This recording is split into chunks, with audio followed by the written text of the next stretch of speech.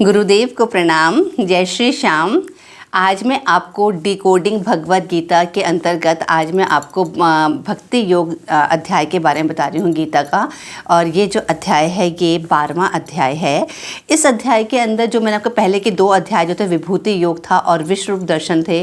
तो जब भगवान उसको अर्जुन को अपना सारी विभूतियों के बारे में बताते हैं, अपना विश्व रूप दर्शन देते हैं, तो अब भक्ति योग के अंदर अर्जुन भगवान से पूछते हैं कि भगवान आपका, क्योंकि आपने अभी तक जितना भी ज्ञान दिया है मुझे उसके अनुसार ये बात मुझे समझ आ जाती है कि आपके 2 रूप हैं। एक है सगुण, एक जो साकार रूप है जिसके अंदर सारे गुण नज़र आते हैं, एक निराकार रूप है आपका। तो सगुण रूप जो है और निराकार रूप है, उन दोनों रूपों में से कौन से रूप को पूजना अतिशय रहता है। तो ये वाली बात जब भगवान से पूछते हैं अर्जुन, तो भगवान इसका उत्तर में भक्ति योग बताते हैं कि भक्ति किस प्रकार से कर जाती है और भगवान को कौन सा भक्त इन दोनों में से प्रिय है। तो इसमें भगवान बताते हैं, कहते हैं कि एक तो पहले निराकार रूप जो है उसके बारे में भगवान कहते हैं कि निराकार रूप को जो लोग भजते हैं, जो इस पूरे ब्रह्म को ही, जो अपने इंद्रियों को वश में कर लेते हैं और उसके बाद पूरे ब्रह्मांड को में ही मेरा रूप देखते हैं, तो वो मेरे निराकार रूप को भजते हैं। और जो मेरे निराकार को रूप को भजते हैं वो भक्त मुझे प्रिय हैं। मगर भगवान साथ में कहते हैं क्योंकि मनुष्य जो है वो एक शरीर लेकर उत्पन्न हुआ है, तो इस शरीर के साथ हमारे बहुत सारे बंधन हैं और हमको उन बंधनों से परे हटकर अपनी इंद्रियों को वश में करके उस निराकार रूप से हम जब कनेक्शन बनाएंगे तो वो किसी भी इंसान के लिए थोड़ा मुश्किल हो सकता है। इसके अगेंस्ट भगवान कहते हैं कि जो भक्ति योग है, भक्ति योग क्या है, जो भगवान का जो साकार रूप है, जो सगुण रूप है भगवान का, भगवान कहते हैं जो भी मेरे उस रूप को पूजता है, जो मुझे कृष्ण रूप में पूजता है, जो मेरे मेरी भक्त मेरा भजन कीर्तन करता है, जो मेरे ही उसके अंदर डूब जाता है, अपने स्वभाव को मेरे अंतर्गत उतार देता है, तो वो जो भक्त है वो मुझे अत्यंत प्रिय है। मतलब वो भक्ति जो भक्ति करी जाती है, भजन कीर्तन करे जाते हैं, भगवान कहते हैं वो भक्ति जो करी जाती है वो ऐसा भक्ति जो है वो मुझको बहुत ज़्यादा प्रिय है। साथ में भगवान इसके अंदर 2-4 बातें और बोलते हैं इसमें, इस अध्याय के अंदर। अब भक्ति के, क्योंकि मैंने भक्ति बताना शुरू करा तो भक्ति को भगवान ने 2 हिस्सों में बांट दिया है। एक जो मैं अभी बता रही हूँ, उसके बाद भक्ति को भी भगवान ने और बेटर तरीके से समझाया है। एक तो जैसे बताया कि भगवान कहते हैं कि जो मेरा भजन कीर्तन करता है, जो मेरा चिंतन करता है। साथ में भगवान ये कहते हैं कि जो भी व्यक्ति अपने कर्मों को, संपूर्ण कर्मों को करते हुए मेरे परायण हो जाता है, तो और ऐसा करते हुए जो चिंतन करता है वो भक्त मुझे अत्यंत प्रिय है। और ऐसा जो भक्त है वो वो हमेशा मेरे अंदर ही समाया रहता है। और इस प्रकार की भक्ति करने वाले व्यक्ति का, मनुष्य का, मैं इस मृत्यु रूप संसार सागर से उद्धार कर देता हूँ। यहाँ पर भगवान ये बताते हैं। साथ में भगवान ये कहते हैं, इसके अंदर 2-3 चीज़ें और भगवान बहुत इस अध्याय में बताते हैं। वो ये कहते हैं कि जैसे भगवान कहते हैं आप मन और बुद्धि को मेरे अंदर लगा दीजिए। अब भगवान कहते हैं जो मनुष्य मन और बुद्धि को मेरे अंदर नहीं लगा पा रहा होता तो वो इसका अभ्यास करे। अब फिर भगवान कहते हैं जो अभ्यास करने में भी असमर्थ है, जो कहता है हम इसका अभ्यास नहीं कर सकते, अभ्यास करने में भी जो असमर्थ है, उसको भगवान कहते हैं कम से कम उस इंसान को अपने जितने भी फल हैं, कर्मों को करते हुए जितने भी फल हैं, वो सारे के सारे फल वो मुझको समर्पित कर दे। मतलब फल की अभिलाषा ही ना करे, अच्छा हो या बुरा हो, जैसा भी हो वो फल मेरे को समर्पित कर दे, तो वो भी ऐसा कर सकता है। और उसके बाद भगवान कहते हैं यदि मनुष्य ये भी ना कर सके, अपने फलों को मुझे समर्पित भी ना कर सके, तो इसकी भगवान इसमें आगे बताते हैं कि उन कर्मों के फलों को अगर आप मुझको समर्पित नहीं कर पाते हैं तो आप क्या करना, आपने भगवान ने पहले बताया कि अभ्यास करना। अब भगवान बताते हैं कि अभ्यास जो होता है, अभ्यास से जी, क्योंकि अभ्यास कभी भी मनुष्य किस चीज़ का करेगा, अगर किसी चीज़ का ज्ञान ही नहीं है, हम किसी चीज़ का मर्म ही नहीं जानते हैं, तो भगवान कहते हैं तुम किस चीज़ का अभ्यास करोगे। फिर भगवान कहते हैं कि इसलिए अभ्यास से भी अच्छा क्या होता है, ज्ञान होता है, और ज्ञान से भी अच्छा क्या होता है, ध्यान होता है। और भगवान कहते हैं ध्यान से भी सबसे अच्छा क्या होता है, त्याग। अब भगवान यहाँ पर बताते हैं अब त्याग, किस चीज़ का त्याग।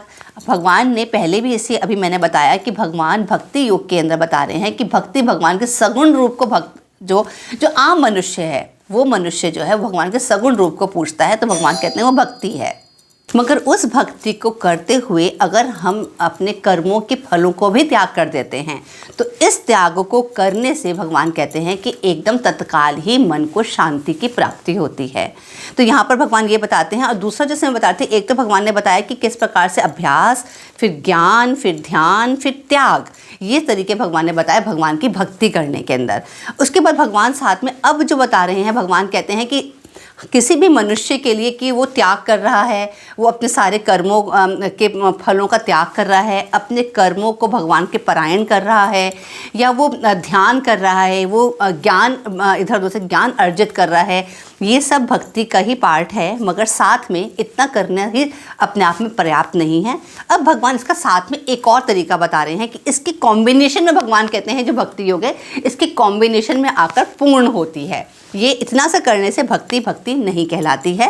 भगवान अब यहाँ पर बताते हैं कि जैसे पूरी भगवद गीता के अंदर भगवान आज तक जो बताते आए हैं, रिपीटेडली भगवान उसी चीज़ पर बार बार जोर देते हैं। ये हमको समझना है कि भगवान वास्तव में हमसे कहना क्या चाह रहे हैं। भगवान ने भक्ति का तरीका बताया। हम में से बहुत सारे लोग भक्ति करते हैं कि हाँ ठीक है, हम भी भगवान के भजन कीर्तन करते हैं, हम भी मंदिरों में जाते हैं, हम भक्ति ही तो कर रहे हैं, और इतना ही सुनकर वो संतुष्ट हो जाएंगे कि ठीक है, हमारे लिए इतना ही बहुत है कि हम भी भगवान की भक्ति कर रहे हैं। मगर अब जो भगवान बता रहे हैं, वो भगवान बता रहे हैं इस भक्ति के साथ का कॉम्बिनेशन क्या होना चाहिए। कॉम्बिनेशन क्या होना चाहिए इस भक्ति के साथ, कि मनुष्य को द्वेष भाव से रहित हो जाना चाहिए, उसको अहंकार रहित हो जाना चाहिए, उसके अंदर समत्व का भाव होना चाहिए, वो बहुत दुख में दुखी ना हो, बहुत सुख के अंदर सुखी ना हो। ये सब भगवान बताते हैं।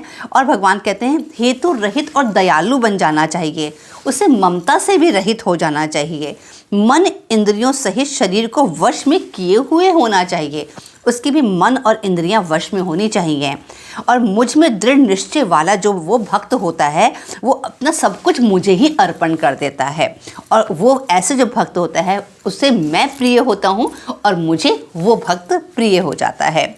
इसमें भगवान आगे कहते हैं जिससे कोई भी जीव उद्वेग को प्राप्त नहीं होता, मतलब मनुष्य को, जिससे कोई भी जीव, कोई और मनुष्य, जैसे कोई एक मनुष्य है, उस मनुष्य से दूसरा मनुष्य उद्वेग को प्राप्त नहीं होता। मतलब ये मनुष्य जो है दूसरे मनुष्य को गुस्सा नहीं दिलवा रहा, और कोई और गुस्सा कर रहा है तो उससे भी ये वाला मनुष्य प्रभावित नहीं हो रहा।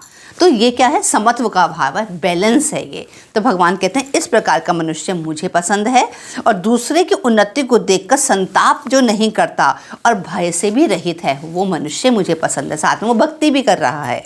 जो पुरुष आकांक्षा से रहित, बाहर भीतर से शुद्ध, चतुर, पक्षपात से रहित और दुखों से छूटा हुआ है, भगवान कहते हैं वो भक्त मुझे प्रिय है। जो न कभी हर्षित होता है, न द्वेष करता है, न शोक करता है, न कामना ही करता है, तथा जो शुभ और अशुभ संपूर्ण कर्मों का त्यागी है। मतलब उसने जितने भी कर्म है उसने सबका त्याग कर दिया है, चाहे वो कैसे भी कर्म हो। कर्मों का त्याग करने का मतलब ये नहीं कि कर्म ना करना, कर्मों का त्याग का मतलब है कर्म करते हुए उसके फल को भगवान पर को अर्पित कर देना, चाहे वो अच्छा कर्म का फल मिलने वाला है, चाहे उस कर्म का बुरा फल मिलने वाला है, भगवान को समर्पित कर देना।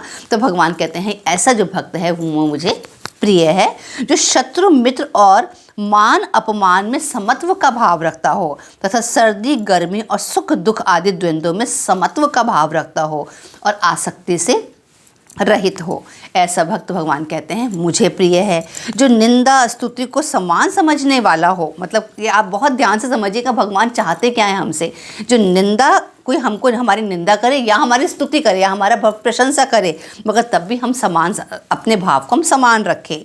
मननशील हो, जिस किसी प्रकार से भी शरीर का निर्वाह होने में सदा ही संतुष्ट है, और रहने के स्थान में ममता और आसक्ति से भी रहित है, उसमें ममता और आसक्ति को भी छोड़ रखा है।